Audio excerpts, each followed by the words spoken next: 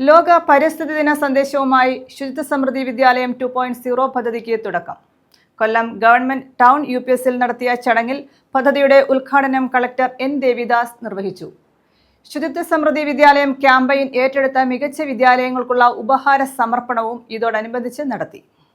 ലോക പരിസ്ഥിതി ദിന സന്ദേശവുമായി ശുചിത്വ സമൃദ്ധ വിദ്യാലയം 2.0 പദ്ധതിക്ക് തുടക്കം. കൊല്ലം ഗവൺമെന്റ് ടൗൺ UPSൽ നടന്ന പരിപാടി ജില്ലാ കളക്ടർ N. ദേവിദാസ് ഉദ്ഘാടനം ചെയ്തു.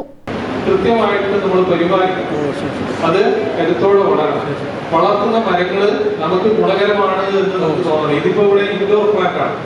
നമ്മുടെ വീടിനകത്ത് ശുദ്ധമായിട്ടുള്ള വായു ലഭിക്കുന്നതിന് വേണ്ടിയിട്ട് ഒരുക്കിയിരിക്കുന്ന, അത് പ്ലാസ്റ്റിക്കിലൊന്നും അല്ല അവർ സജ്ജീകരിച്ചിരിക്കുന്നത്, സെറാമിക് ബോട്ടിലാണ്. ശുചിത്വ മിഷന്റെ നേതൃത്വത്തിൽ കഴിഞ്ഞ ഒരു വർഷം നടത്തിയ ശുചിത്വ സമൃദ്ധി വിദ്യാലയം ക്യാമ്പയിൻ ഏറ്റെടുത്ത മികച്ച വിദ്യാലയങ്ങൾക്കുള്ള ഉപകാര സമർപ്പണവും ഇതോടനുബന്ധിച്ച് നടന്നു.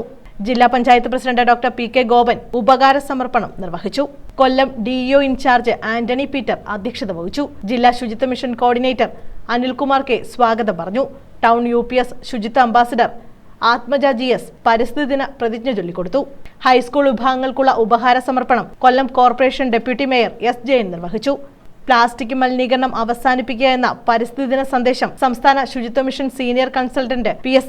രാജശേഖരൻ നൽകി.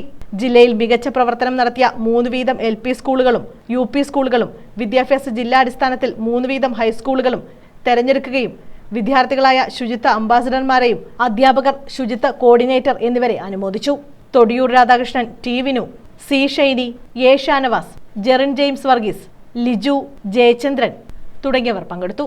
ന്യൂസ് ബ്യൂറോ, കൊല്ലം.